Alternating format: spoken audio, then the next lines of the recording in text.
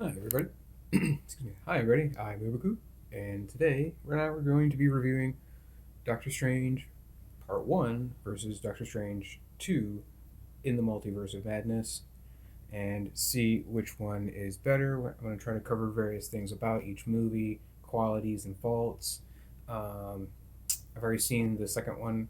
I thought it was good. I thought both were really good. So there's nothing really too negative. Mostly the things I want to talk about mainly is just like nitpicks and things like that. So let me pause this.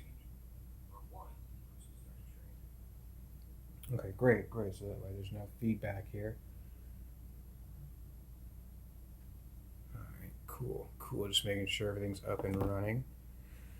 Now, um, so starting off, you got the first Doctor Strange movie, and this came out in 2016, and it's got all the same cast: Cumberbatch, uh, Chiwetel, and Rachel McAdams and Benedict Wong, Mads Mikkelsen, and then Tilda Swinton, and then a bunch of other just a bunch of people in this movie. So what I want to start here because I think a lot of people when they watch Doctor Strange the first time they're not sure what to make of it. I think sure there's a lot of like standard Marvel wow to it and everything, but there's a lot of the underlying stuff I think that really gets missed sometimes. That like what I really appreciated about Doctor Strange one was a lot of how the movie itself was set up. I really appreciated what Scott Derrickson did, and like just whoever all the people involved with that first movie because the way it's structured, it's really self-contained, um, and like really much like a time loop. Like you could rewatch the movie, and then that's kind of like the same time loop that he goes through in the movie. I'm thinking about that just now off the top of my head. Like that totally makes sense, right? If you're rewatching the movie, he's reliving that same time of him starting to when he, at the end of the movie, right? So that's an interesting perspective, and the movie itself it is set up so that way like everything like the thread of time is really well woven throughout this film is what I'm trying to say, right?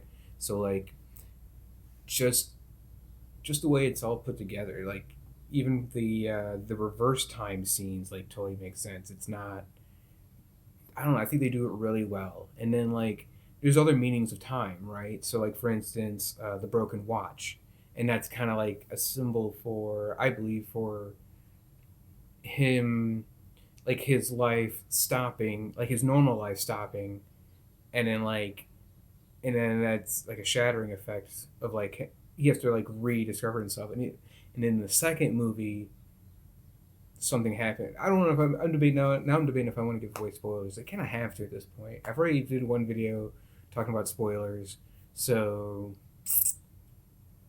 yeah, why not? All right, sure, why not? So in the second movie, then he actually has the watch fixed, which I thought was a nice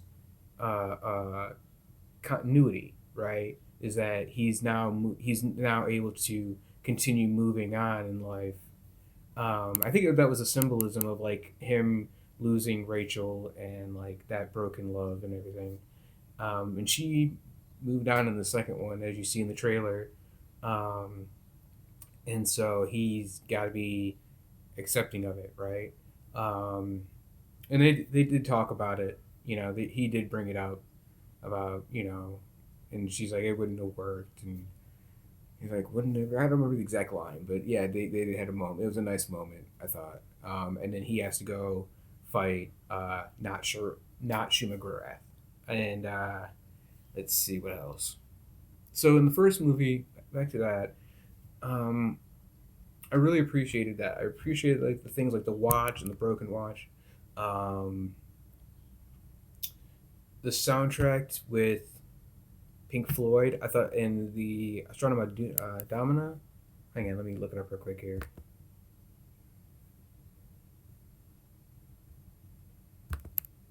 Got so many tabs open because I was going to do a whole discussion here about the two different movies. And when I'm going to try to break it up, like the good that I found in each movie, and then I think I'm going to do like part one, Doctor Strange one, and then like good bad, and then part two, good bad, kind of like that. Um, so let's see, what was I looking at? Oh, Pink Floyd. Pink Floyd. Astronomy Domain. Yeah, so that was the song. And that's really, I always loved Floyd, man. I thought it was a great connection. Now, I will say, I thought there should have been a Doors song instead. Like, I get what they were going for, and it was cool to have Pink Floyd and everything, and it makes sense. And I thought having Time of Pink Floyd would be too on the nose, and I'm sure they did too. But and so that's probably what they were thinking. They're probably thinking, well, we can't use Pink Floyd's Time because it's too on the nose. But what if we use something earlier from the '60s, Astronomy? I mean, and Domine, whatever which one it is, and like, so if you're using that, that makes a little sense. But honestly, I thought with given the context of the film, and the philosophy behind it, I thought the Doors would be more appropriate, seeing as like, especially like maybe they couldn't get the rights to the Doors. I don't know. That'd be interesting to find out if that were the case. Um, Maybe if somebody watches Robbie Krieger's channel or like know him or happens to see this, then reach out because that'd be awesome to find out if there was any contact between Marvel and the Doors. But I thought that would be really interesting. Like, people are strange when you're a stranger. I don't know. Maybe that might be also too on the nose, but that would have been a really cool opening, at least. Something like that. Like opening up the first Doctor Strange movie with People Are Strange. Um, or, well, I'll say this. The reason why I would say the Doors is because of where the Doors got their name from. And if I remember, if this is correct, but I believe they got their name from the book The Doors of Perception that was written by Aldous Huxley.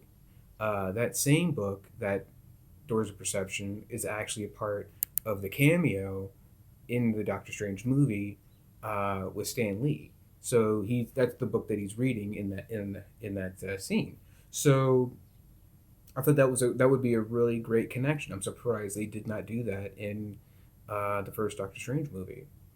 Now, there's other references. So let me continue with that. So like, Aldous Huxley not only wrote that, but he also wrote A Brave New World, and then he was influenced by. Well, actually, he got the name The Doors of Perception actually comes from, I believe, a poem from Robert Blake in was it the Marriage of Heaven and Hell?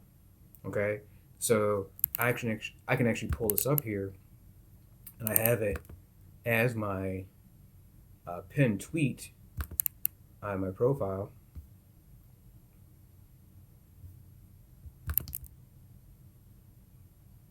So, if the doors of perception were cleansed, everything would appear to man as it is infinite.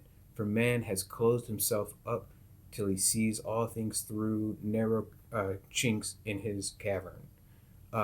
So basically, what that's saying is it's similar to the exact same line that Tilda Swinton gives in where she meets Doctor Strange for the first time, and she's like, "You're a man looking through the world through a keyhole," and it's basically saying the same thing, and so that's coming from William Blake back in 1793. Okay, I thought that would be a much better connection to have the Doors rather than Pink Floyd, but that's just I don't want to get. I wouldn't say that's a nitpick. That's more of a personal preference, I would say. Um, but I do think that I really appreciate the Pink Floyd. Anyway, I still love seeing Pink Floyd music in those type of movies. Well, I don't know. I'm kind of iffy about that now that I'm thinking about it, but I do appreciate it. I thought it was a great song in the film, and like especially when he's driving through the along the cliff, during the car accident scene. I thought that was really cool. I thought it was really cool. So, what else did I want to mention here off the top here? Yeah, it was directed by Scott Derrickson. He also had a hand in writing it too, with these two other guys, John Splates and C. Robert Cargo, and of course Ditko and Lee helped make the comics. Now, yeah. So the other thing that the reason why they had Doctor Strange to begin with was a connection to Aldous Huxley, which I thought was really interesting because like he was a huge influence of that '60s era, and especially that book, The Doors of Perception, and that's where like they got a lot of that '60s theme and all that, like that early, that Eastern mysticism brought over and everything. Maybe that, I don't know what you would call that. Um, like just various references to like Eastern religions and things like that and philosophies. I think that are really show off in this film, and like it was interesting how they did that.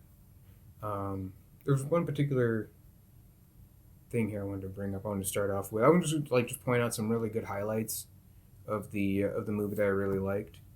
So this movie here, like, or this scene right here about when he's like doing. I love the parallel scene between when he's washing his hands and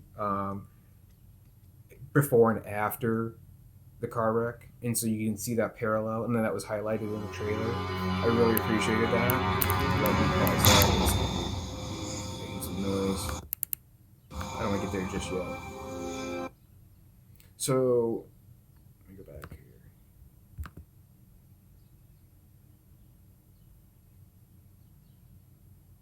No, that's not it. That's not it. Where'd it go? Okay, so here we go.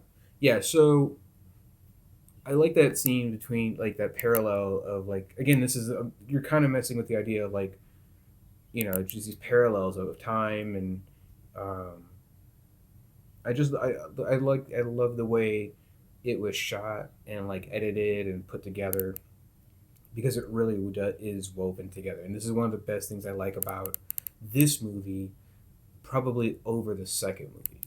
And so like just the way they incorporated like the different philosophies and the time and the way it was edited, and like there was a lot of detail that they wanted to really incorporate with this movie, and I thought they really did cover it. Like, and then like there's a lot of people who are like more into the comics than I am. I'm not necessarily totally into comics, but I do really appreciate the Marvel films for the most part. And I mean, because I've been watching them since like Blade came out and everything. And this is here. Uh, so this one here is it, it's a good movie because it's enclosed. It's really well put together, really well thought out. I mean, they had to nail this movie, right? They have not made an actual big budgeted Doctor Strange, and then you don't really see him until this movie, right? It's just a fresh new story. And a lot of it, so like I do appreciate that. I appreciate this that they were able to have this, you know, really think it through. You know what I'm saying? Of like, because a lot of Marvel movies you've been watching are like, there's some that just don't hit, right? They just don't do well. So there's a difference between like a really well made movie and a not so well made movie. It doesn't matter what brand it is. And like, I would say that yeah, I mean that would be a huge plus for Doctor Strange 1 over Doctor Strange 2. Just taking a look to see if anybody's joining in here. I tried posting the video link up on Twitter, so hopefully that'd be. There was a few people that took a look at it. Let's see. Let me go back to notifications here. I was just seeing if anybody was clicked on it or anything or checking it out. I got a few engagements, I suppose, but they're hiding, I guess. I don't know if they're clicking on it. Yeah, maybe you already came in and left, didn't like it. Let me turn my light on here. It seems dark.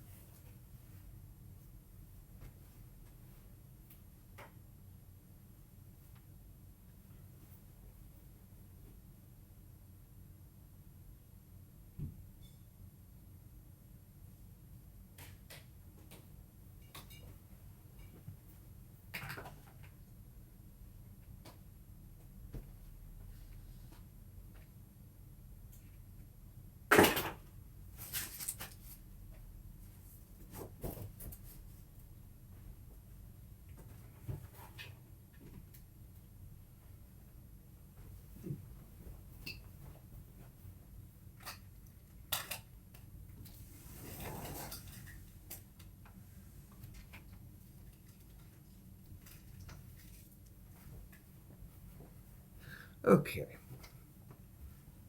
Yeah, that's much better. That looks a lot brighter. Great, great. All right, so just leaving you up here with my statistics. So I apologize for that. Yeah, I had to make sure the door was closed. I heard some background noise from outside, and I want to make sure the lighting is proper. And yeah, we got that. So let's take a look. And that's up and going. We're talking about this scene here. So yeah, yeah. So what I was saying was is that I like what I like about the first movie over the second movie is self-contained and like it seems like there's more.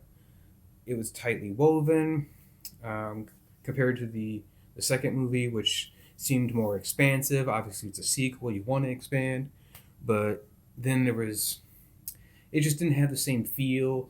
I really appreciated Scott Derrickson's style. I was actually kind of hoping to see that a little bit more with the second one, but I could totally understand it's Raimi's film, and like I kind of wanted to see what Derrickson would have done with the second Strange movie. I think he would have continued the same style as the first one. I thought that would have been really great. And like even if you took Raimi out like away from the picture and like let's say it didn't happen, like hypothetically, let's say Raimi didn't become the next director and they stuck with Scott Derrickson. I still have faith that Scott Derrickson would have made a good sequel. You know, I'm not sure what would have done it. I heard it was Nightmare, but I do think definitely it would have been worth a viewing, and I think it would have been a good movie. Um, let's see. Let me see if I can fast forward this a little bit. This is the scene for. This is like the first, basically showing off his arrogance and like how well of a surgeon he is, and so then we meet Rachel McAdams in this scene. I thought she was really underused, and a lot of people said that, and that's why she had a bigger part in the sequel. And like, uh, personally, I kind of wish they kind of got together. I mean, I get where they're going. Like, you can't have everything, but like, I just still think it would have been nice. Um, but I thought their chemistry was great. I kind of hope they actually do get together in some way in the third one. They kind of tease it in the second one, so like I like their chemistry. They have great chemistry together. They work well. So um, this scene here is basically them. You know, it's again he doesn't necessarily take her that seriously, and she's there for him and everything. But like, and then you get to the scene where after um, after the accident, and I'm pulling that up now somewhere here. I had it pulled up. Let's see.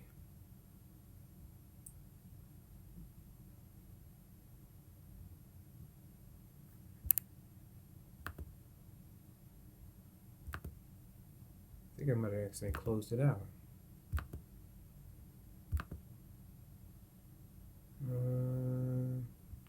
Coverage. Let's see if this is it. Yeah, no, this is it right here. Okay, so you care so much, don't you? I love this scene. I really do. Like this whole like when he is, you know, breaking down, right? I mean, the man, like he's such a huge skilled surgeon, and now he can't use his hands. Um, I just thought that was really, really, it really kind of like resonated, you know. And he goes to this whole like that's a great picture, right? So he's like, "You care so much, don't you?" um, but you know what's funny? I think Rockstar, new Rockstar, should be. You know how they do that joke about uh,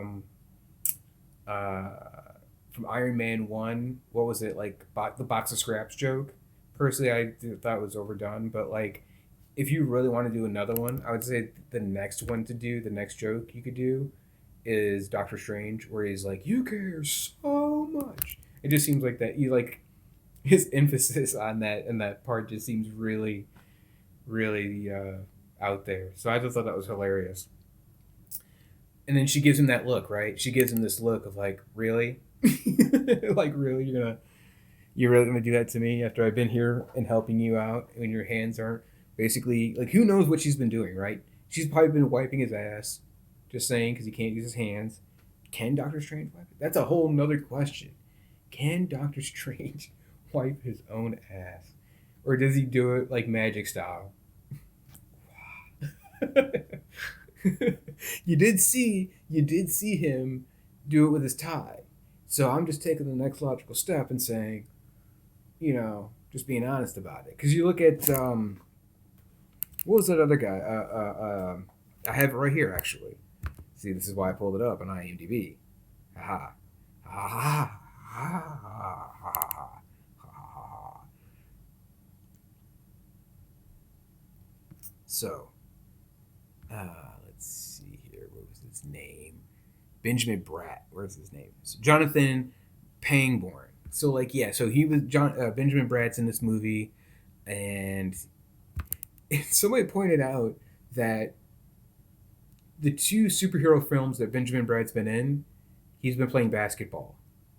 One was in Catwoman, and then this movie, and it was an interesting. I thought that was not say interesting, but it was a coincidence, I guess. But anyway, so like I just love it's a great picture here, right? Where she's giving him. I think that's great. I should have taken that picture and then like put that on the thumbnail. I thought that would have been really funny. But yeah, who knows if Doctor Strange is like does he I don't know. I don't know how sensitive his hands are, right? I don't think they've really covered that. Like he had all those broken bones and like he's kind of healed, but like he can't. Like, what's the extent that what he can do? You know what I'm saying? That's what I'm curious about. I'm not like that curious, but it is a question worth bringing up. So, hey, I got a like. All right, thanks, thank you for giving me the like. I really appreciate that. I'm not sure who's in here, but yeah, no, for real. I could always use knowing somebody's out there and watching and like peeking in and saying, "Hey, what's up?" That's great. Join the chat. If you're in here, say hey, say something. That'd be great. Um, what else? So let's see. Oh yeah, and so like here's a nice little scene. I thought this was really great. You can see him trying to practice writing his name, you know, and just that is like I kind of had some personal experience with like what it's like. So like it was that definitely resonates, and I thought that was really interesting. This whole movie and like how they play that out. So let's see what else I got to cover here. Not there yet. In fact, let me move that over. Oh, no, no, no, don't do that. You're going to, aren't you? You're going to try to. I'm not going to let you.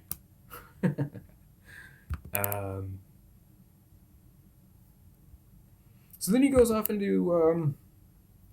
goes off to Camertage, and he's trying to, he meets Benjamin Bratt, and he continues on, and like he wastes all his money getting to Camertage, and then he gets robbed by these guys, or almost gets robbed, right? He gets mugged basically, and then Mordo comes out of nowhere and saves him because he's been watching him. And here's where the watch comes in. So like, you can see. Let's see if I can do this just right out. I want to get a close up of the watch. There we go. So like with the watch itself, you can see it's broke, right? And you can even tell what day it is, or like not necessarily what day, but you can tell around what time it is. So it looks like this is around January. It says based on the broken watch. Now it could have been still going, even if the plate itself was cracked, right? Maybe the watch itself, like the gears and stuff, still worked. So like, but it's still showing what that day was when he was in Carmitage, even if it was broke. So it looks like January, and it was Wednesday, 2001, but it doesn't give you the fourth number. So you're not technically supposed to know what year it is because that's again part of the theme of the time of this movie. Is not you're not supposed to know, right? So like it kind of shows like it's bent, like maybe like right here in this area. So like if that's, let's see if I can see that right. So that's 15, 16, 17, 18, 19, 20, 21, 22, 23, 24. So probably like the 23rd or 24th of January, roughly. So that's kind of where we kind of go for. And then like from here, that's when he Mordo helps him out, takes him back to the Camertage, you know, and then he's got this great quote here on the back: "Time will tell how much I love you, Christine." So again, you're dealing with that theme of time, and it's so like, and of course this is all a huge setup for Endgame and Infinity War, obviously, but even standalone, I think this is a really great story to tell about like how it's all condensed. And let's see here. Let me jump ahead and get to the good stuff. Um, Another great scene I want to point out is this right here, when Tilda Swinton, um, she passes away as the Ancient One. I thought this was a really great, touching scene, and it's really that turnaround scene for the movie and his character, right? See, this is what I liked about this movie compared to the second movie. In the first movie, you really understood his arc. Like you understood, like okay, he's down on his luck, he's lost everything, and he reaches out and then finds Camertage and like becomes a superhero, right? Like there's this arc, and then he learns that in this moment that it's not about himself. And then what I really love about this film is there's this particular moment when they highlight it visually, and you really see it. So let me, here it is right here. So like when she says, "About you," yeah, when it's not about you, and the camera swings around, and that's literally the turn, right? He's finally realizing it's not about himself, and so like this movie is like, this is what's good about this movie, and I think this is something that the second movie does not have because the nature of the story itself in the second one. And so I really appreciate the first one for that. Again, it's all about the condensed story. So really, I'm trying to think if there's anything else I wanted to really highlight. There was, let's see, not that. Let's see what else.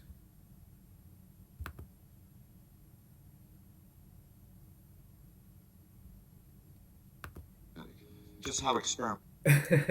So I love this scene. I love this scene where he's really skeptical, and then she just plays along with it, right? Because she knows, right? She's the ancient one. So I love this dichotomy between them of like his skepticism and everything, and like I just think it's really great. I really do. And of course, that's when he pushes back, and then she knocks him into the next dimension. Psilocybin, LSD. What was in that tea? This is like a quote, right? Your eyes. And it does that. I love. See again. This is a really great scene, and I just think this whole montage, and I think what I heard was this whole montage, like the whole multiverse skipping thing of like him going through, basically the multiverse in different dimensions. That was supposed I think that was like the teaser that they made initially before they made the rest of the movie, just to see how they could do how they could do it. And that's kind of like I heard what greenlit it. So I think that would be that's I want to highlight that as a really great scene and like one of the great parts about this film. Let's see what else here. This scene, I thought, like, when you see the other multiple dimensions, and now when you think about multiple dimensions, they are also um, multiverses, right? These are just different universes, not just dimensions that we learn about, right? At first, we think they're just dimensions, but now you realize they are multiverses. Like these are completely separate places. So that really is something else, man. That really gets you, you know. And then like I love this moment right here, like where uh, he is just floating, and I love that how the whole camera just rotates, and he's just in that moment. This is probably I think this is probably one of my favorite moments in that first movie is like he's just floating there, and it really gives you that same scope of like it's really not about him, right? He's just who are you in this vast multiverse, you know, Doctor Strange. Uh, like it really I think that really humbles his character a lot, and then that's when at the end he's like, "Teach me," right? Let's see if I can find it here.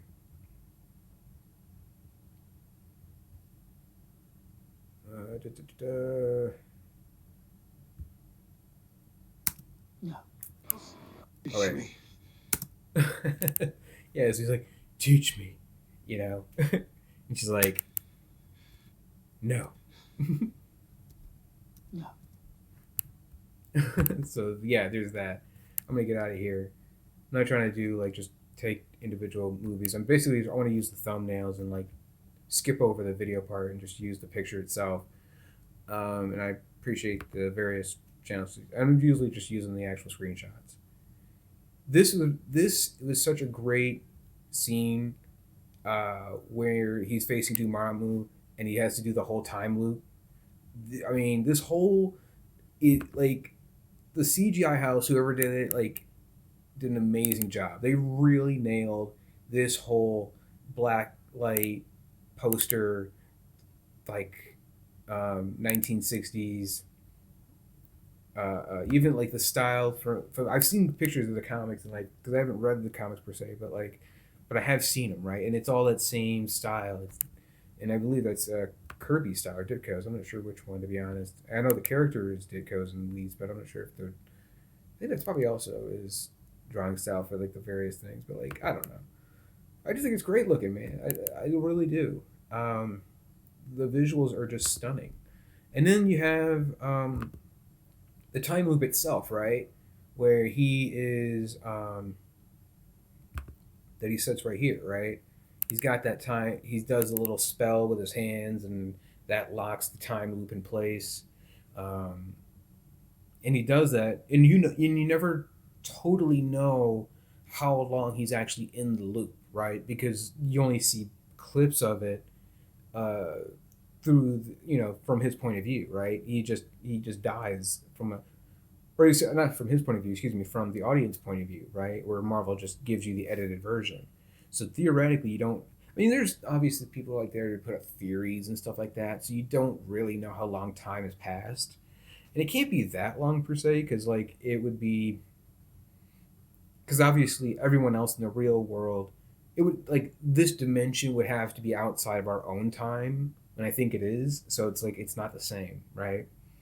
Um, but yeah, the fact that he's just willing to give himself up for eternity through this time loop, in order to basically break the will of Dormammu, you know, that's like that is a huge advantage, right? So I think that's a yeah, and the fact that it wasn't resolved necessarily through fighting; it was resolved through intelligence, and like that's another great thing about this movie compared to the second one. A lot of the second one resolved was through fighting, um, and like again, that's the difference of the two films. Now, the last thing I think that's about it. I wanted to cover. Was there anything else that I wanted to cover for Strange One?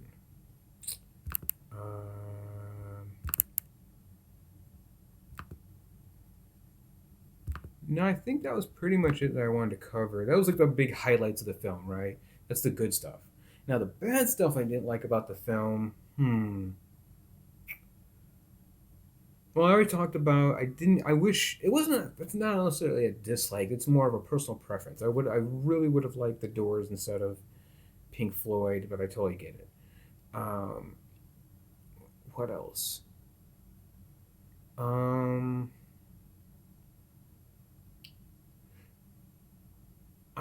I'm conflicted. I wanted more of the film, but at the same time, I totally understand the pacing of the film and like how it was all structured.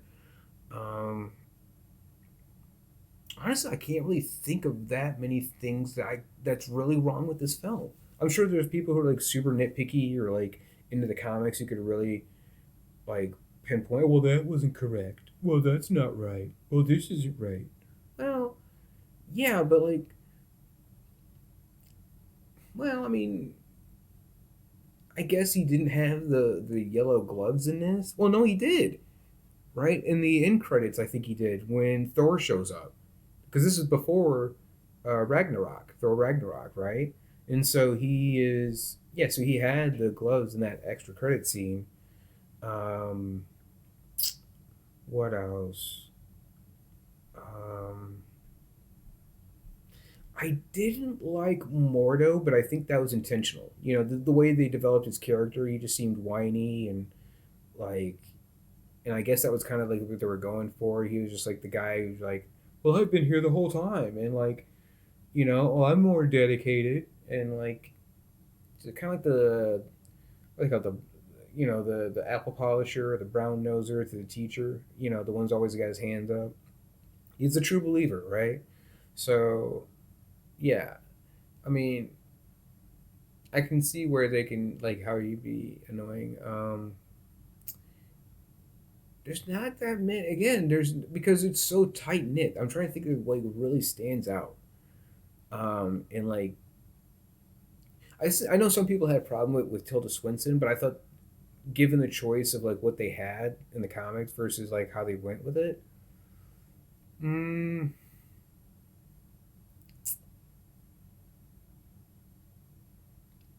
that's a toughie. That's a toughie. I mean, I love Tilda Swinton. I think she's a great actress and or actor, I guess you would say now. Her in what was that movie? Was it Constantine? Where she played like Gabriel? I thought that was amazing. She was great in that movie. Um,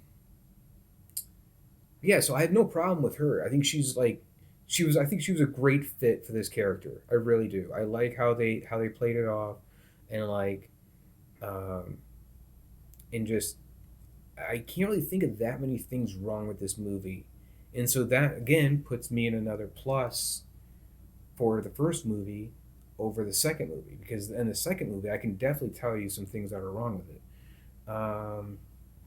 So hang on, let me. I want to be fair. I want to be fair and say there's got to be some negatives to it. Let's see here. Let's see if there's other negatives. Um,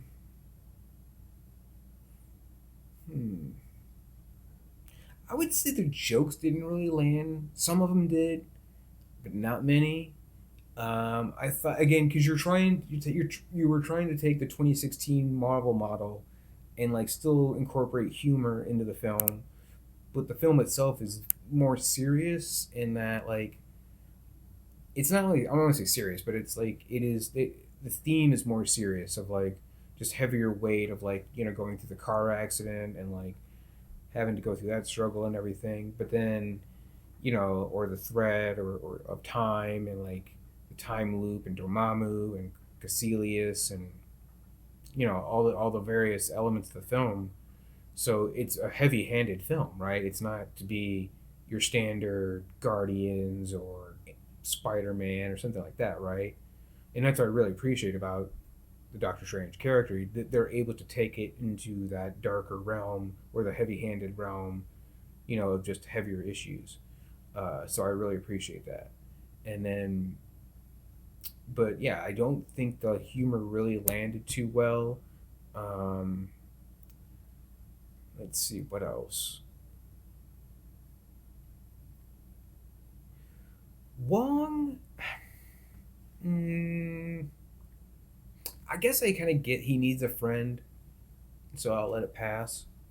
But I don't know. Um, I don't know real problems with Wong. Now that I'm thinking about it. Um, I like the villain. I thought. I mean, most people say it's just another like what's there's a name for it, but basically the evil version of the main character. Like like Iron Man had War Machine. No, excuse me. He had like, what was it, Whiplash in the second one, or like, or no, the first one, the first Iron Man. He had I forgot, Ironmonger, wasn't it? But it was the same suit basically. It's just the evil version of himself, and they do that a lot in their movies, right? It's the evil version of the main character, and so like Caecilius is like that, and what I also like about the film and remembering it and watching the second one is how, and they call this out in the second one too, is, you know what, I'm gonna get to that. I'll get to that in just a minute, but I would have to round it out by saying that's really all the negatives I can think about this film. It's not many, dude. Like, I mean, honestly, there's not many that negatives about this film. I don't even think if you say it was longer, I think it would have been, the pacing would have been wrong. If it was shorter, I think people would have been like, well, this is not enough. So I think it was really like, it's really well put together. I can't really find this. I don't want to say it's a perfect movie. It's not, but it's pretty close. It's pretty good. Like, do a superhero type movie. I think like in the entertainment. Not, again. I'm ignoring the nitpicks of comics, or things that people might have, like, well, in this one scene, this little it was a continuity error, right? It's like, oh, the dresser was over there in the previous a moment ago, or something like that, right? Just nitpicky stuff like that.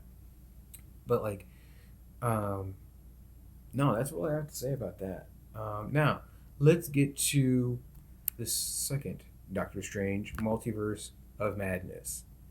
Let me close out these tabs here.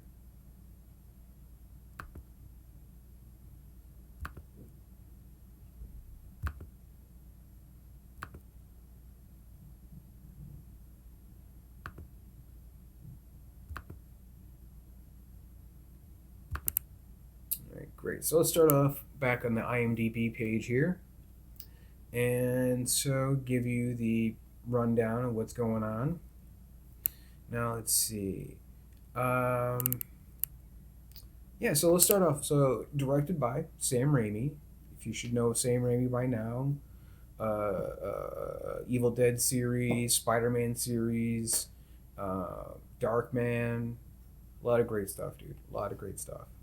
Written by Michael Waldron, to a totally different writer this time, different writer altogether. But Scott Derrickson is an executive producer, and a few other people. One thing I also noticed about this film right off the bat, now that I'm thinking about it, in the end credits, I noticed Feige's now putting his name on it. Like, not specifically as like an executive producer, but like, I think, what was it called? Like a Kevin Feige production or something like that, or like a Kevin Feige film or something like that. I forgot what it was, but like, yeah, like Sid Meier's Civilization, right? But like Kevin Feige's something. I forgot what it was, but I thought that was really interesting that he's now putting that name, like he's using his name as the brand on the actual property.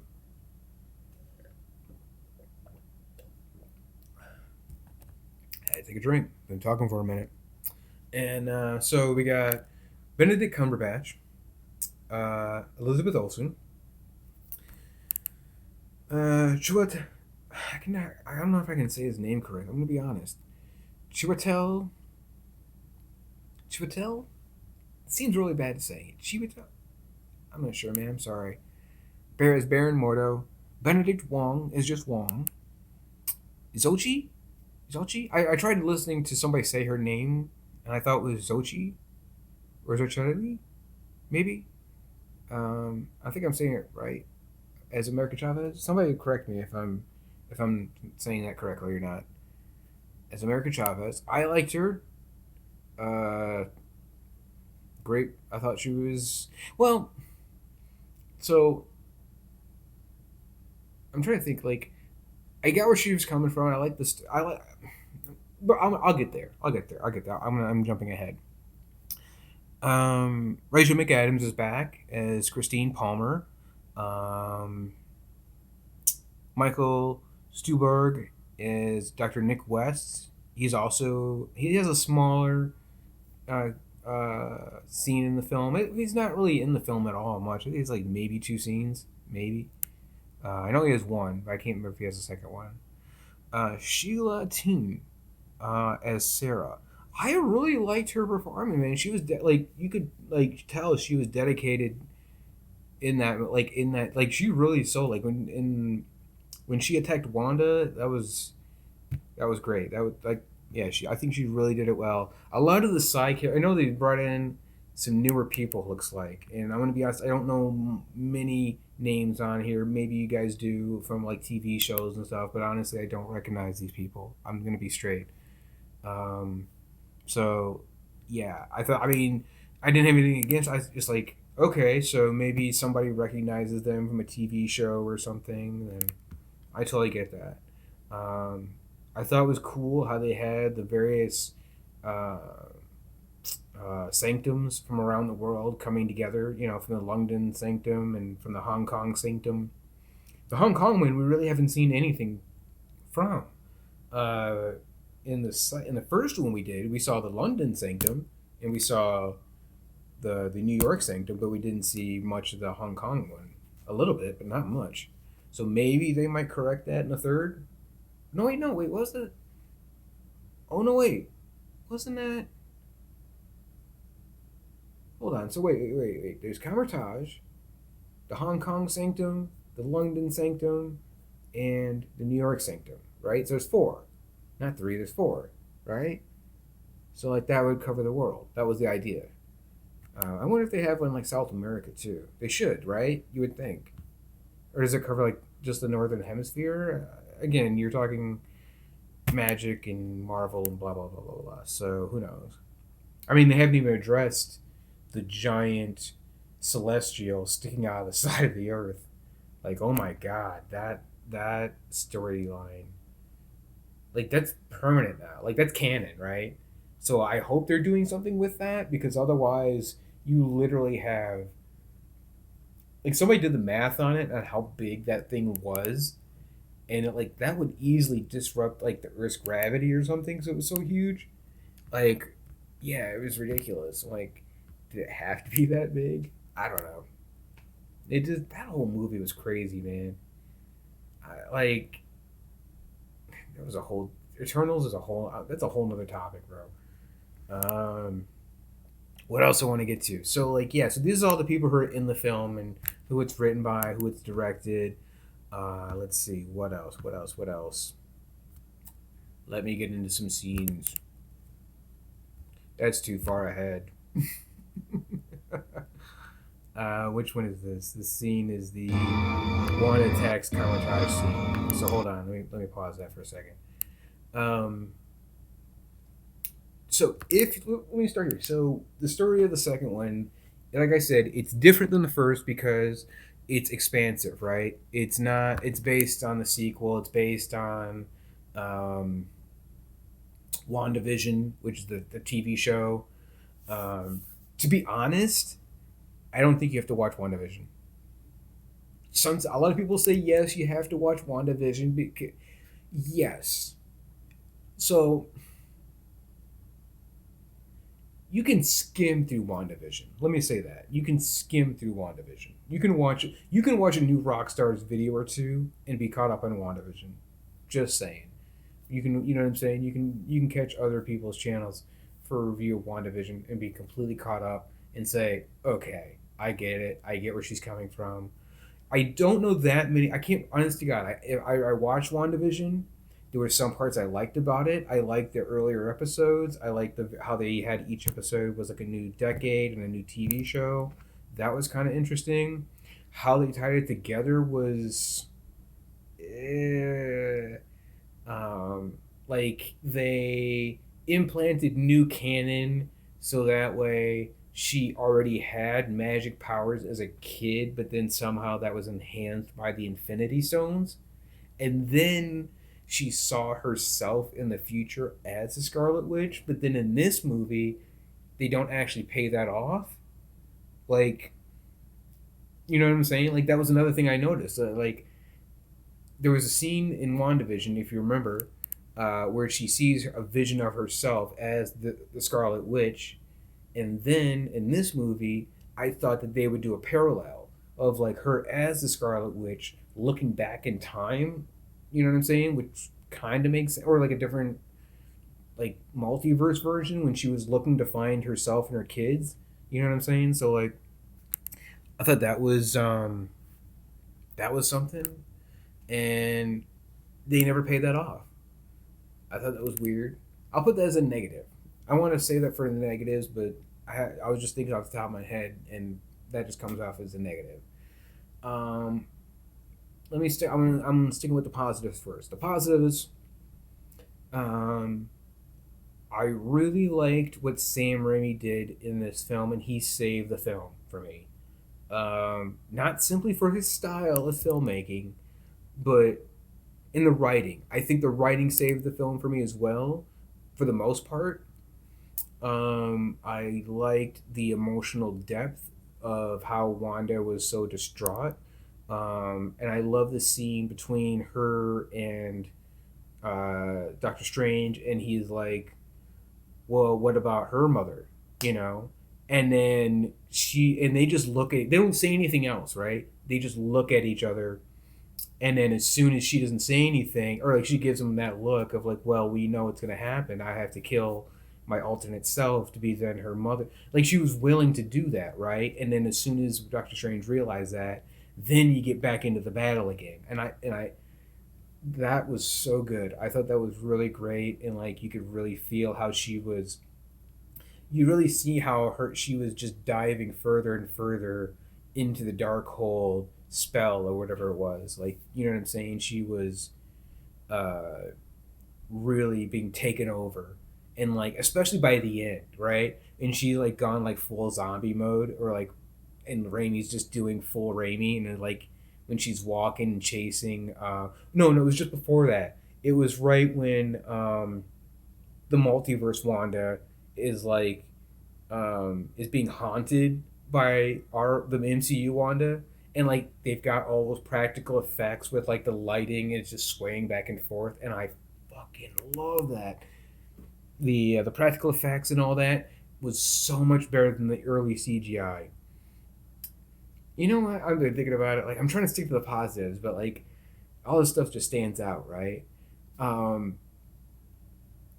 what I really liked about the film, given how many reshoots there were, I thought it was they really saved the editing because there were some scenes that were really choppy, but they really like they held it together. I have to give credit because they held it together. And let's see what else. Hmm. I love the multiverse. I love them traversing through like that whole similar to the first movie, right? The first movie was him going through the different dimensions of the multiverse. This goes through the multiverse, and you see so many new worlds. And of course, you know all the major channels they have the in detail coverage. So if you want to check all those out, you can. I'm not going to go into them, but I've heard that like there was a scene of the Living Tribunal, which is awesome. I love the futuristic type multiverse where it was like, it looked just futuristic, and like another one was the final multiverse that they go to where they meet Reed Richards and the Illuminati and all them. Whoops, spoiler, as I said. What else? So let's see here. What else? There is. Let's see. There is. One of the things again nobody picked up on, and I'm gonna call it out here. There is a Sliders reference in the Multiverse of Madness. Let me see if I can find it here. Doctor Strange 2 Street Light. Let's see if there's an image here from somebody that they have.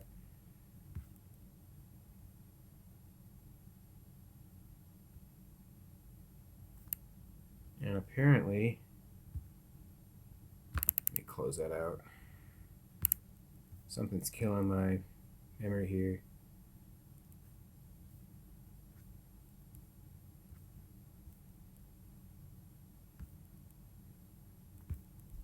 I was hoping to find it. Might be within this week or today. Let's try it today.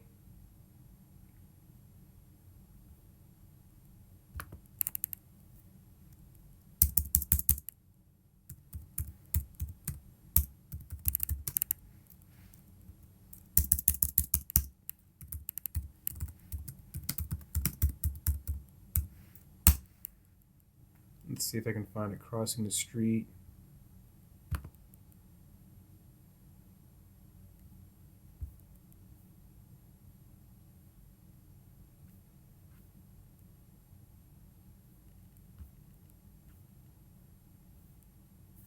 Yeah, I see it got all these stupid channels that are like. One thing I wish YouTube had, and now that they added shorts or like under a minute videos, they should have at least a new section that says under a minute in the duration search. It just makes sense, right?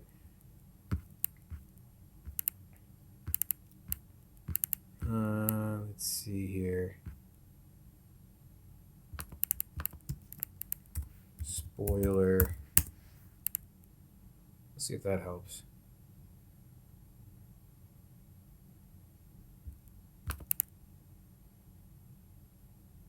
Under 4 minutes. Isn't there a short you can search by or something? I guess not. Maybe not, but yeah, you're gonna be difficult. Yeah, it's been 2 days and see, now you can't find anything.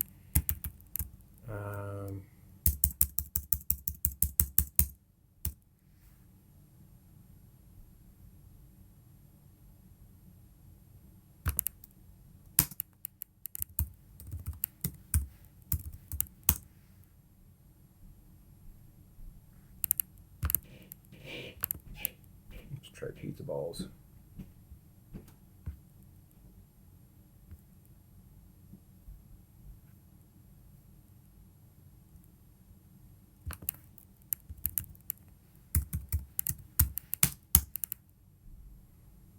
Now I'm on the hunt to find this thing. Like, all of a sudden, like, you can't find any videos.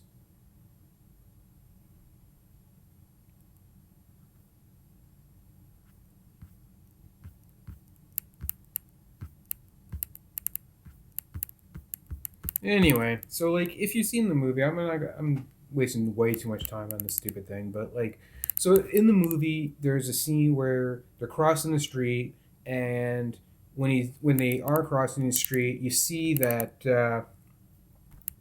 See, here we go. Now that I'm scrolling down, here's all those spoiler stuff. It just takes a minute to load for some reason. But anyway, so like they're crossing the street, and then when they do, they notice that the street sign is green. So they think, okay, green is go. But in the multiverse, things aren't always what they seem. So green actually means stop, and red means go. Now, this is, I swear to God, I think this is a direct callback to the first episode of Sliders, because they do the exact same thing. And there wasn't really a multiverse type show or movie, popular movie, before Sliders, and they basically started that. So like, I believe that was a direct reference to that show, because I mean that was very specific, right? About, and it's not to mention that it's an easy way to get people to understand the concept of the multiverse, right? It's very basic, Oh well, if the streetlights aren't the same, then maybe other things aren't the same. It just it's a bridge for people to have a better understanding of what happened, basically. And so I'll get to this too. Oh, like the Black Bolt thing, and with oh my God, that blew me away. I had to look it up. I did not. I love the fact that they had the same. I'll get to. So yeah, I'll say. You know what? No, I'll say it right now, because we're in the positive of the film. I loved how they had the TV show Black Bolt, and I had his name here. Let's see. Where is he? Yes, Anson Mount. I swear to God, when I was watching the movie, I was thinking to myself, wait a minute. Is that him from from InHumans? They're actually counting InHumans in the MCU? Suck it, everybody who didn't like InHumans. Oh, So I am saying it flat out. Because you know why? Agents of S.H.I.E.L.D. It's just a matter of time. They've got the Netflix shows. They've incorporated, apparently, the 97 X-Men. I'll get to that. I'll get to that. Because this Professor X in this movie had the psionic. I love that too. I love how he actually had the psionic waves, just like in the TV show. They've not done that in any of the Fox movies. But this is actual like that wah wah wah wah wah like, you know what I'm saying? I love that part. Um, you're gonna hate me. I loved how they killed Reed Richards, John Krasinski. That fucking turning him into spaghetti was great for me. It was such a great moment because I've said it before. I don't like John Krasinski, but I love how they did that, and I like how it was equal treatment to all. Like they were, I don't know if they were trying to piss off like all the people who would like these things. Like if you like Inhumans, you were trying to piss off Inhumans. If you like the X-Men, they were trying to piss off the people like the X-Men. If you like Fantastic Four, they were trying to piss off them. Like, oh, they killed off Reed Richards. You know what I'm saying? Like, oh, you liked Peggy Carter? No. You know what I'm saying? They killed off all those people, bro. And the fact that they did that actually made me like this film more because I thought they were gonna be picky choosy about it and say like Captain Carter like survives or um, Mr. Fantastic Reed Richards he survives and like they would kill everybody else. No, no. Wanda just rolls through the Illuminati. Okay, and I love that part. I love that whole like yeah, that was really great. Again, that was a great positive of the film. Um and like just the fact that they could do that. Like um the hard PG-13 that they were pushing for. And I can see where they're going with this. So what this did was and this is again a positive for the film of the second one that the first one didn't have was Raimi was allowed to take it where it needed to go because what it's doing is it's setting up Marvel for like I don't know if they consider like the moon that was it the Marvel Knights or like this darker realm uh and I think it's really going to add the stakes. I'm really actually getting into this because now people can really die again. You know what I'm saying? Like we didn't really get that until Endgame. Um, the whole first 20 something movies that Marvel had, the only people who really died were all the bad guys, right? You didn't really have until you got to like Infinity War and Endgame, right? Then people died. Now there's stakes involved. Now you've got um yeah, like if you've seen the end of the movie, then you know what happens to Wanda. And you're like and I seen there's an article on Twitter about how she's done at this point. They may bring her back, obviously, for whatever, but like so far she's gone, which I think is cool, man. Because you have to have again, it's about and this is what the X Men did that Marvel couldn't do in the first few films, right? In those first 20 films, they were building to Infinity War, so then you got the stakes, okay? X Men, they didn't know if their next movie was coming, like that Fox franchise. They didn't know if they were going to get the next movie. So like every movie, there was just bigger stakes because you didn't know who was going to die, right? And so that's what I really loved about the X Men. I think Marvel might be going in that direction. That's a positive. I also have a negative flip to that coin though, and I'll get to that in a bit. But so you got not only Black Bolt. I thought that was great how they incorporated the Inhumans. We've already incorporated Daredevil.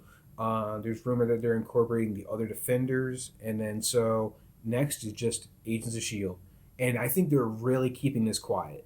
Ever since what was it Chloe Bennett? She was on the Powerpuff Girls movie and totally just quit. So I don't. That's the last I heard of it. I don't know what's going on, but I totally believe that Agents of Shield is coming because they've if you can incorporate Inhumans and then Agents of Shield had a huge connection with Inhumans, with just having Inhumans on the show, right? And then you find about the royal family and like in that series, and then to have him in this, they could easily um, find a way to incorporate them again because they didn't. There was at the end of the Inhumans.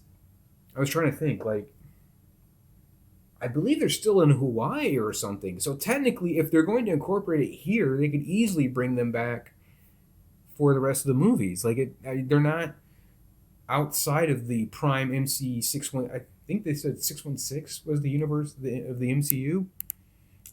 So again, I don't think it should be the 616. That's me. Uh, I think it should be. I remember, if I remember correctly, they started off as like 9999 something. I think that's what the MCU was supposed to be, and now they're saying, well, yeah, this is the Prime. We're so big and popular. We're just gonna say that it's the Prime universe. Um, what else? The yeah, when Wanda removes his mouth, oh, that was so good. That was so good. And yeah, that whole scene, I'm just playing it back in my head. I love that scene where she's just wrecking shit. She's just rolling through. She destroys all. Dude, it takes you back, right? Back to Ultron, right? Or Age of Ultron, where she rips out his heart and stuff. And like that was that big emotional scene. And in this one, those robots that are like escorting Strange, to the Illuminati. Apparently, that was Ultron. They said the name Ultron in the movie. So, yeah, and then she just wipes like it was nothing, right? Like that was just so in the past, and you're not even close to the Ultron program that was like from Age of Ultron. So, yeah, that whole thing, yeah, that was nothing for her. I love that. Um, what else? What else do I really like? The soundtrack. Danny Elfman killed the soundtrack. Um, so much so they incorporated the soundtrack into the film. Like there's a whole scene between Strange and Dark Strange. I don't know his real fucking name. Um, if somebody was in chat, they could help me out. But yeah, so what else? There's yeah, so like the evil, not say the evil, he's like part of that dark universe where it's like all melty and shit. Um, so fuck, I was talking about. I was talking about what was I saying? I lost my train of thought now. I'm just fucking rambling. Um, hmm, what was I talking about? I don't even remember now. Wow, that just totally left my mind. Um, the dreams. Let me go back. Let's talk about the dreams. Well, I'm gonna wait on the dreams. I'm gonna have to put the dreams in the negative category. And I'll say why. So, like, oh. So Wanda just decimating shit. I love that about the film. I love the way Raimi was portraying Wanda. Like as the story got like further and progressed, she just got more and more evil, and I love that. I love the way they portrayed that. I love the emotional depth that they gave Strange a little bit, like when he's talking about his sister and like, and again, I don't know the comics, so I'm coming from this from a purely movie fan, okay, or at least an admirer, okay, and so like when he brought up his sister, that was really emotional. You really felt for the character in that moment. It really humanized him again. Something that they did not bring up in the first one. And it's something apparently that he doesn't talk about often. Um, you know, I was trying to think. That reminds me of a different movie, and I can't remember what it was now. But like, there was a movie that I think it was in the '90s that had a scene like that where two kids were playing, and then like one like the brother or sister died. Wait a minute, was that? I think that was the butterfly effect. Wasn't it the butterfly effect with fucking Ashton Kutcher when he's the like he tries to save his sister or something? It's like coming back to me now. But yeah, there's a movie, and I'm pretty sure it was the butterfly effect because that was one of the main points in his life story. Like if he saved his sister or something. Maybe I'm wrong about that. Which one was that? Hmm. Somewhere in the Ice. I know it's another movie. If you can, yeah, put a comment down if or like if you happen to catch us later. But let me know because I've been trying to think about what movie that was. So what else? What else? What else? And then you got um, American Chavez. Now I don't know. Again, I don't know anything about the character, but I like the actress. I like her presentation. I like the way she delivered it and everything. I thought, I mean, she was kind of spunky. What confused me about her character was apparently she comes from like this utopian world, right? With her two moms, I guess.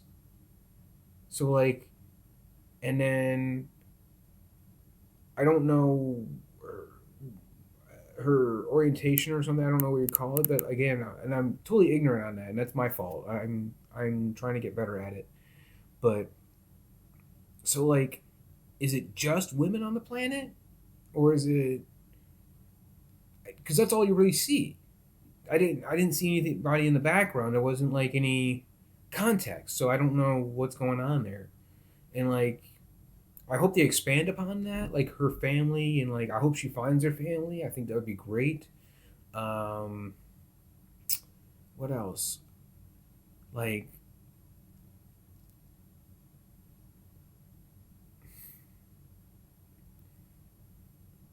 I don't know how I feel about her being stronger than Wanda in powers, and I'm not sure about her powers in general. So we're getting to a point in the Marvel universe where like more and more characters are really becoming overpowered.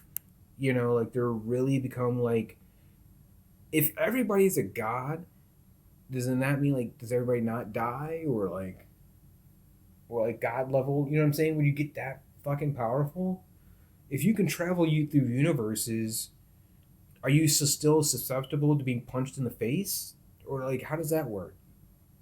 Does she have super strength? Because she had she could punch with the power, right? You saw that in the movie. Does that also but what if she gets hit? Like, what if you just hit? You know what I'm saying? Like, does that? How does that work? Does she have healing abilities? I don't. I honestly don't know the character that well, and I wish they would kind of developed it a little bit more with her, like saying what she. But I kind of get like she's just still new to it. The problem what I have with this is what the problem I have with it. Like the scene that they show where where she's with her family, okay, and it's the first time she used her power. She looks like she's like 12 or like maybe like in that young age, and then in the movie Doctor Strange, she's what like 18, 19, somewhere around there, right? So she's been traveling to how many universes did you say? Like 70 something, and that's like doing the math. She's probably 8 years difference. We'll say she was like 10 as a kid, or even 12. So that's like 6 to 8 years. Okay, she's been on her own for 6 to 8 years and been to like 78 universes during that time. Hmm. They could definitely turn that into a story. They could definitely turn that into a TV series if they really wanted to. Like going from from the moment when she was a kid to they could find a kid actress, right, about the same age, or even use the same one from the flashback, and then watch her get older, I guess, and then somehow they could do that maybe, like a where they skip over time and find her family that way, and she's like you get to see the expansion of the multiverse directly through her eyes and not necessarily tidbits here and there through like Doctor Strange or Spider Man or you know what I'm saying? Like you could really full dive head first if you gave her a TV series like as a backstory to her getting to Doctor Strange. That would make complete sense, right? So why not? You would. I think that would be amazing. I would watch that. Her getting into various ventures and she can't necessarily stay with like she always finds out there's no one there. That's basically the episode of Sliders, right? Or that's basically Sliders going from multiverse to multiverse, and she can do that at will. So I'm sure you can find some cheesy bad guy to chase after her through the multiverse, you know. Um, and like I don't know if Cumberbatch would be willing to reprise his roles as the other Stranges through the multiverse. Maybe, like she did say that she met him multiple times, so that could definitely be an expansion on his character. Um, what else? What else? What else? Let's see. I covered the emotional things. I like Raimi. Was there too much Raimi for Raimi in this film? No. I thought so. Let me start getting okay. So I would say that's all the good that I have to say so far. If I come up with, I'm sure I'll come up with other good things I liked about it. But right now, so let me move into the negative. What I didn't like about the film is I thought the movie was really choppy. I thought like the editing was there was one scene in particular where Doctor Strange and Mordo they're starting to get into the argument, and in one moment Professor Xavier is there, and then the next moment they cut wide and he's not there again. Like, so did he just wheel away and no one noticed, or it was just a weird scene. I thought that there was a huge I don't know. There's just gaps like that, right? There was other scenes too. I'm trying to think like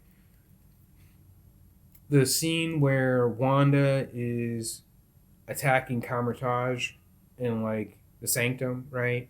And that seemed kind of choppy a bit. The CGI, I did not like the CGI in the first beginning of the film. Like that whole scene with the bandage nightmare guy, um, the not sure McGrath character.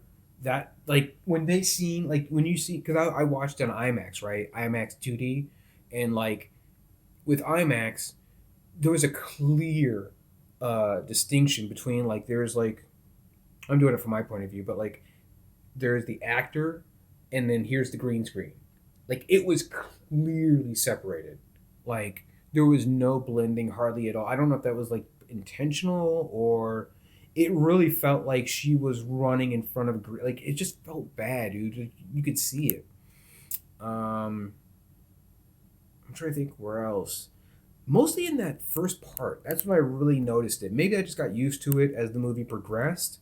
But those first few scenes, man, it really looks like it really stands out. Like they, like when she's diving and jumping over the fucking tentacles and stuff, and like it just, yeah, I think they could have blended it a little bit better, you know, because like they literally have it separated. It's really weird.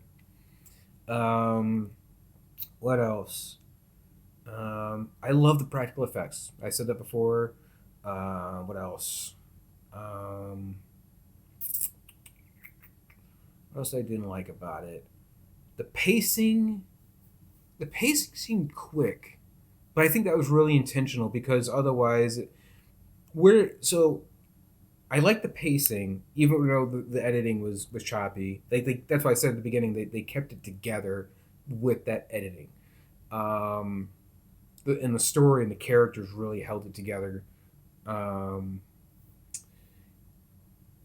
when I didn't, there was it felt like there was breaks in those in that pacing. There was it seemed like there was times when they just had to add things for the sake of adding things, um, and so that kind of it felt like it slowed the movie down a little bit. Um, it to the point where it felt like when I was watching it, I was watching two different movies at times.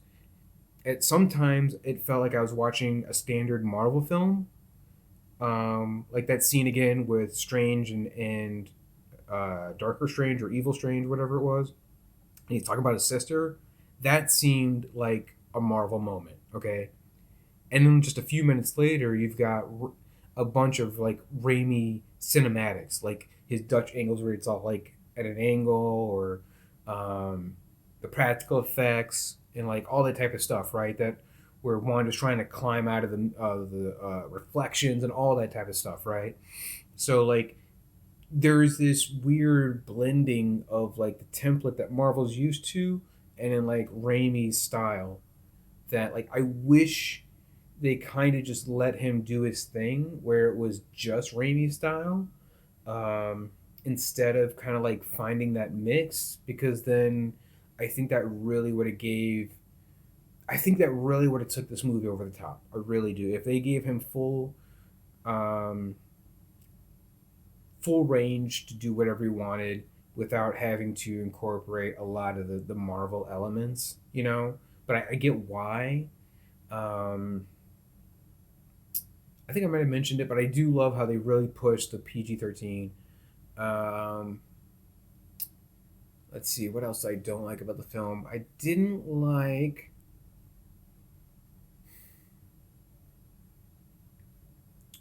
I'm gonna be honest. Mordo did not feel necessary in the film. I'm trying to think what would be the key thing other than having him as a cameo, like as a continuation of his character.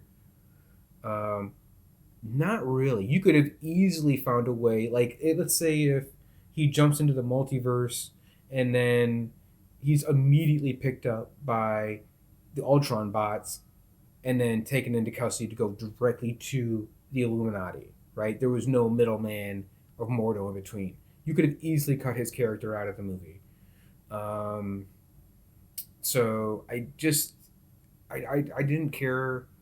It was hard for me to really get involved with him. Like, there was nothing to for him. Again, there's nothing for him other than for him to be complaining about how he's not the strongest. You know what I'm saying? Or like how he's morally superior. So yeah, that seems really unnecessary. Um, hmm. I didn't like how it was hard for me to understand Doctor Strange's arc in the film. So I understood Wanda's arc. Obviously, she's trying to get her kids. I kind of understood America Chavez's arc, where she's trying to get back to her family and be on the run from Wanda. Wong was just being the supportive role, and Strange, I was trying to figure out what his arc was in this film, other than like the only thing I could say his arc was is like I had it the other day. I had it when I was talking about it. What was I saying? It was about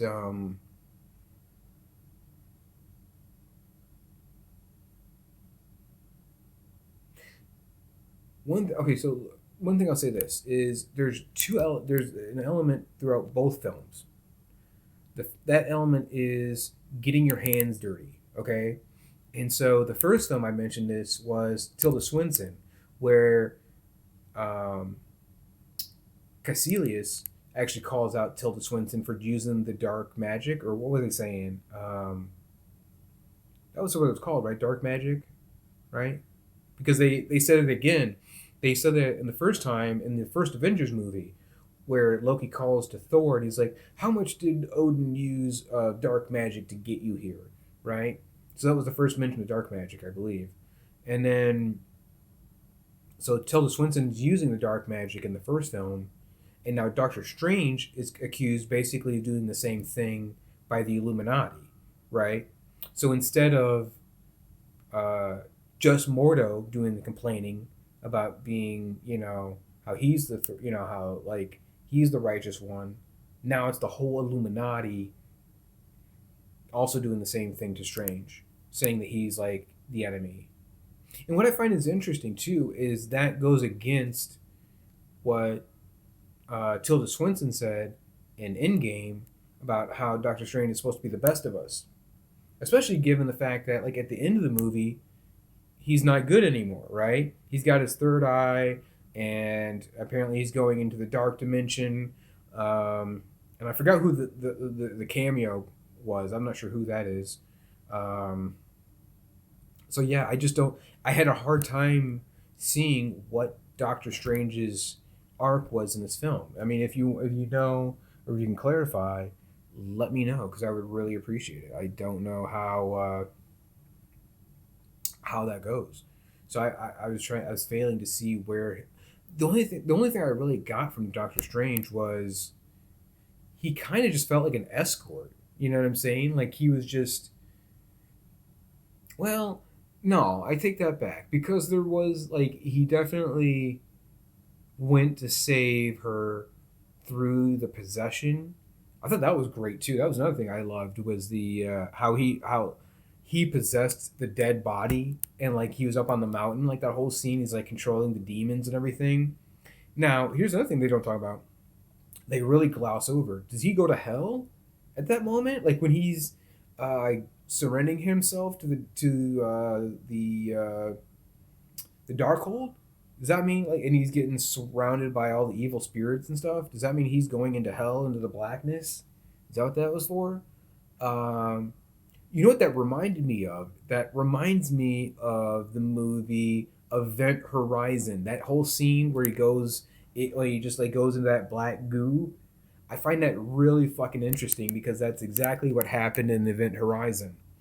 In Event Horizon, where they have the machine that's supposed to turn into a black hole, and in the black hole is actually a gateway to hell.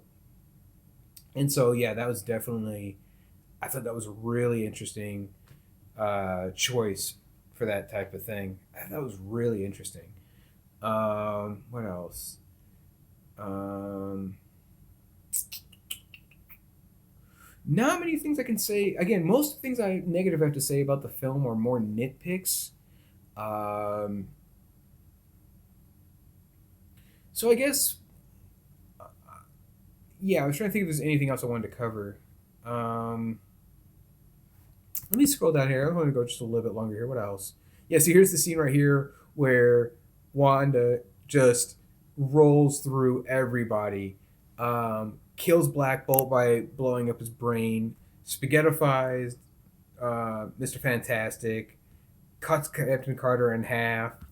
Like they don't say it, they don't show it either. Like you see her like a brief scene where like it went through her torso or something, and then like she just drops to the ground, dude. Like, let's see here. Let's talk about this. Is that what's her name? Um, the chick from Fast and Furious, Charlize Theron. I'm gonna be real. I don't like her as an actress. I just like every part she plays. She's not. She always plays like this hardcore chick, and like always. I just yeah. She's always like got an attitude, and I don't know, maybe she's like a real nice person in real life. I don't know, but like it seems like to be her archetype, like just really like really rough person, you know. Um, so I don't know, that's how I feel about that.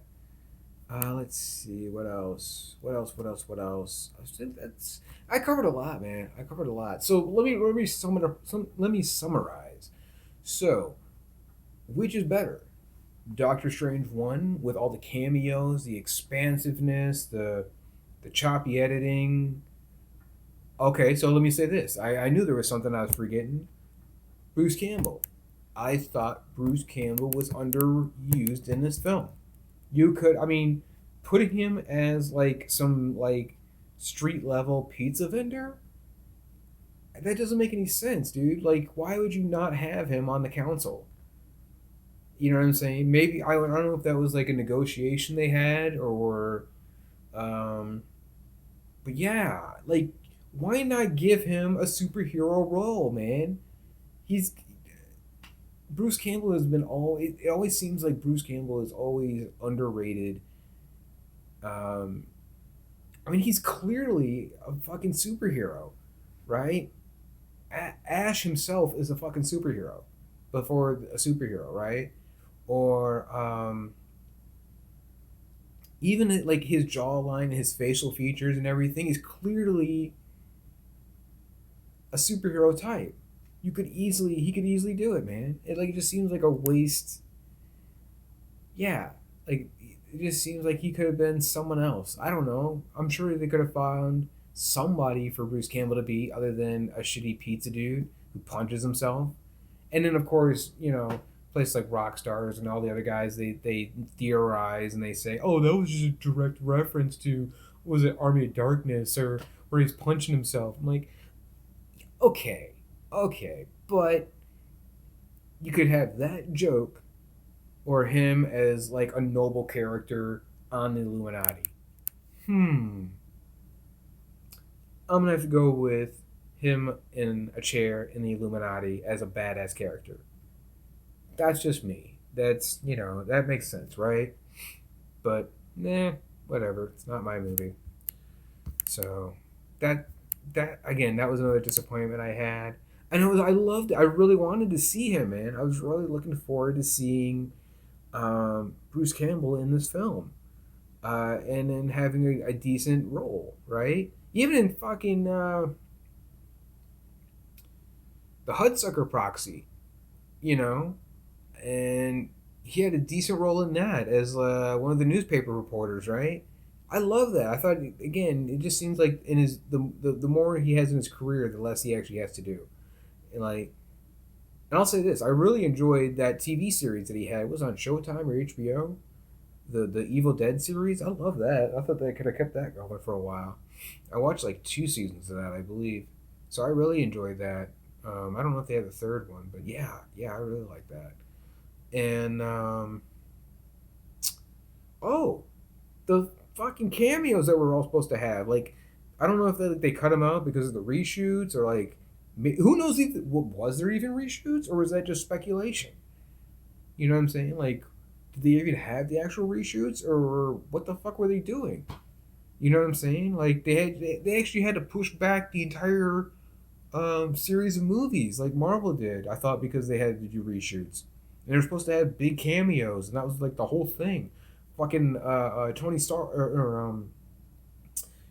uh, uh, Tom Cruise is Iron Man, and Tobey Maguire is supposed to be in this film, and like all these big major fucking cameos were supposed to be in this film. What happened to that? And all the reshoots?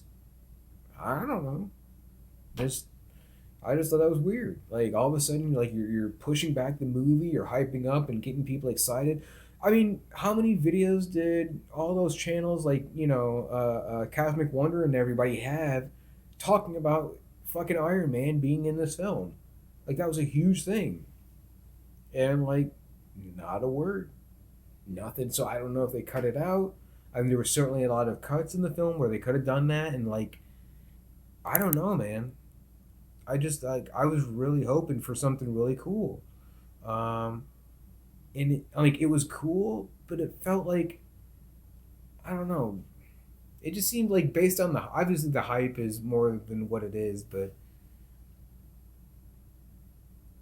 I'll say this: this is a knock on new rock stars, or whoever was doing that, whoever was putting those videos out about Iron Man and all them. Like this is the same shit that was pulled for Mephisto. Everybody thought fucking Mephisto was going to be the next big thing after WandaVision.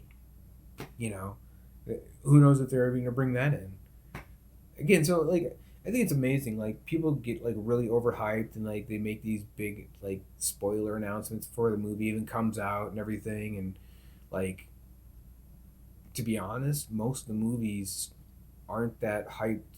Like if you look at all the hype around all the movies that have been made, they've been well overhyped compared to what actually the films were. Like I can't even remember what people were speculating for like Endgame and Infinity War, and like there's so many fucking people they thought was going to be in the film. And like I think at the time they were thinking about how the X-Men was going to come into them at that point, because like at the time, when the fuck did Disney buy Fox? Was that before or after Endgame? I think it was like just before Endgame or something like that. It was like around that time, like, oh man, they're gonna incorporate it. Um, So I don't know where they're going with this. Um, Back to my original question though, is Doctor Strange one or the sequel better than the other one? Which one's better? Given that whole conversation and me just ranting, I'm gonna be honest. I have to give. That's a toughie, man. That is a real toughie.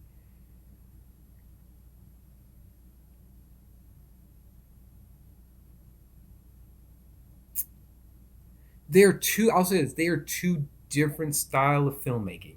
They really are. They're both elements. I would say Doctor Strange one is more of a science fiction film than an actual horror film, and then two is definitely more of a horror film. So they're very different on that front, and it is difficult to say which one's better. Um, if I have to pick, I'm gonna say one. I really want to say Doctor Strange one, due to the intricacies and the closed theme, like the whole time theme, um, and everything about it. It's just more. It's more of a satisfying meal. I find it to be more like it's really. I mean, again, people say that it's like a copy of Iron Man one, but why is that such a bad thing? You know what I'm saying? Iron Man is so fucking strong that all the other Marvel movies are based upon it, right? They still have that thread through Spider Man that they may even continue through Fantastic Four. So that's still the backbone of the MCU, right? And I would put Doctor Strange 1 on par with Iron Man 1 and Captain America 1. Because if you rewatch Captain America 1, again, that's another movie where it was. I felt that was a great introduction to the Captain America character. A lot of people say that they glossed over a lot of the action scenes and like all their best moments of Captain America, which they did. But given the story, I don't think you could have had a better origin movie. I don't think you could have had a better origin movie of Iron Man or Captain America, Thor even. I think like a lot of their origin movies went. Let me say this: if Marvel does not have a property that has not been done yet, they can do it well. If there was no Iron Man movie, they did it well. There was no Captain America movie, they did it well. There was no Thor movie, they did it well. Spider Man. There's been two other beginning of Spider Man, so they couldn't do Uncle Ben again, and they couldn't do that right. They couldn't do it correctly. They had to finally get to the fucking third movie before they said, let's fix everything, and nobody knows who Spider Man is. So, yeah, they had to reboot the fucking franchise in the third movie. It took them that long. Who else? Who else has a movie? Like Black Panther, original movie, great fucking movie. First movie I'm talking about.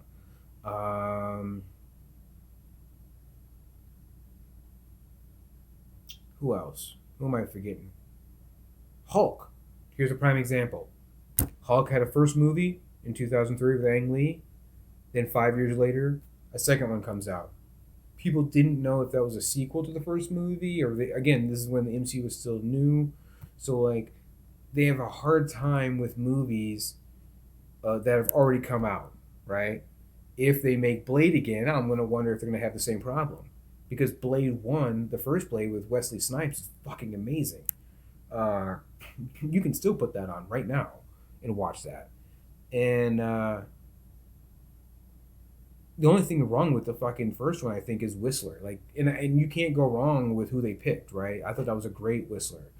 Um, I don't know how they're gonna play the second one, and I don't think. I swear to God, I don't think they're gonna do.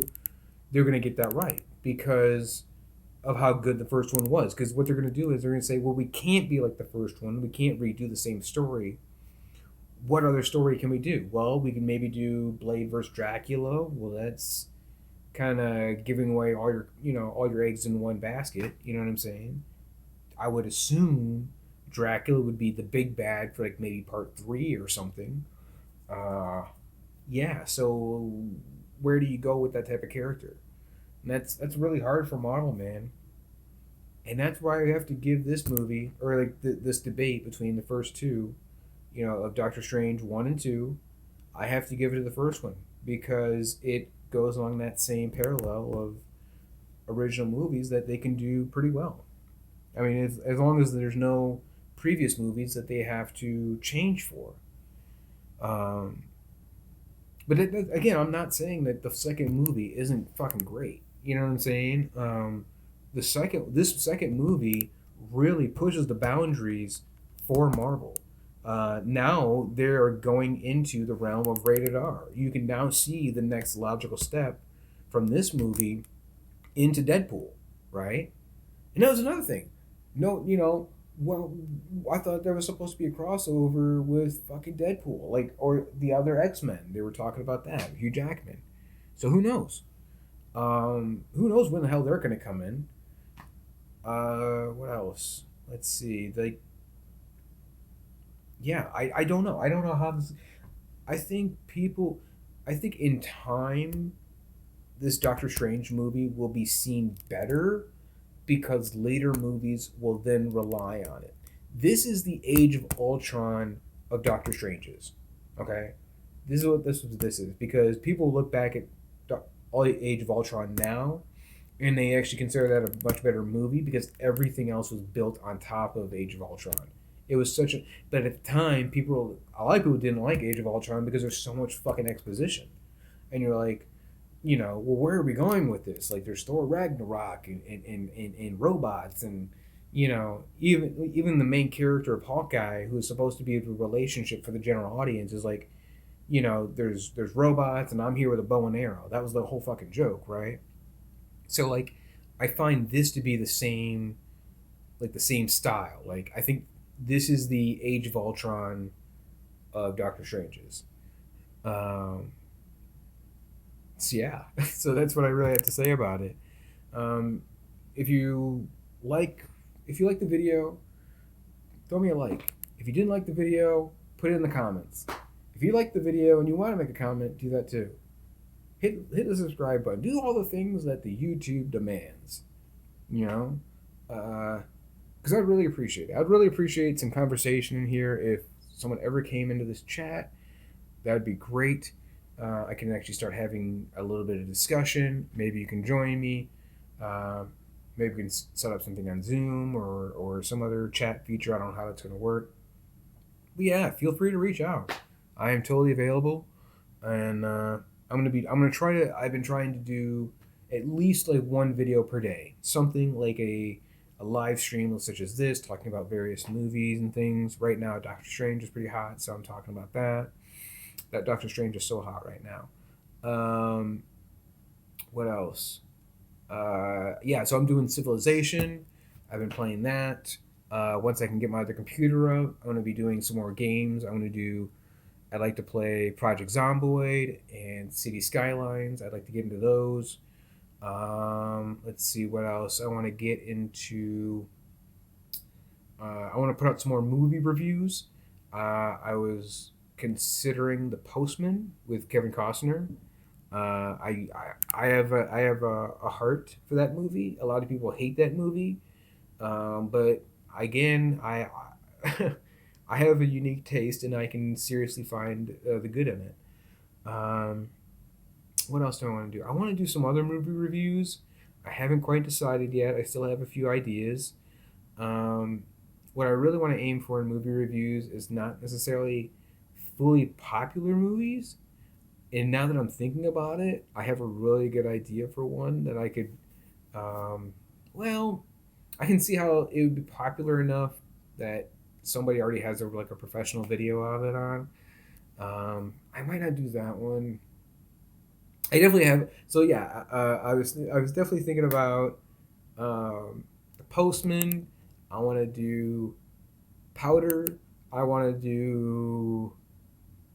Um,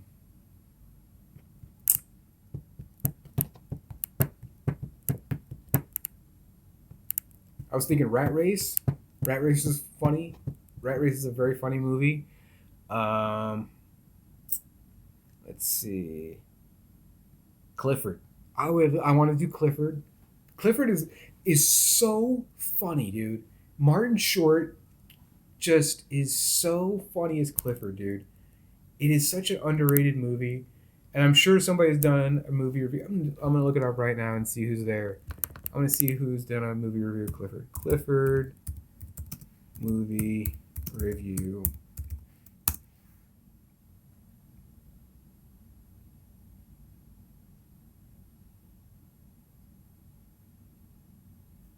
So let me just get rid of dog and big.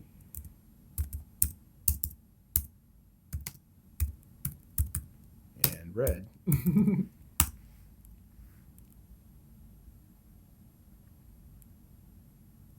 Okay, so Heads Up Entertainment has got a movie review.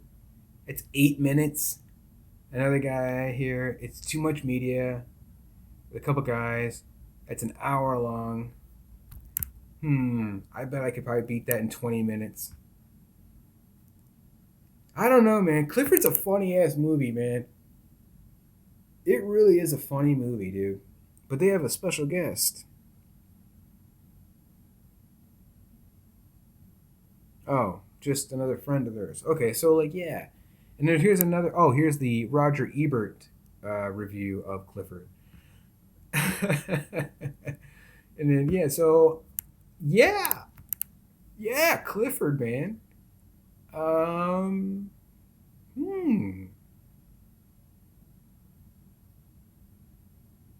yeah, I like that idea. I like those three ideas, man. Clifford, Powder, and what was the first one I said? The Postman. Those are some interesting movies to do reviews of. Now that I'm thinking about it, I think that'll really work, man. If you, yeah, come on back. Come back. Join it. Enjoy my stuff. If you don't like it, if you think I'm full of shit, put it in the comments. If you think I'm good, put it in the comments. Give me some feedback. Thank you to whoever threw a like. I really appreciate that. Thank you. And come on back. Yeah, have fun. And peace to the universe. Artifact.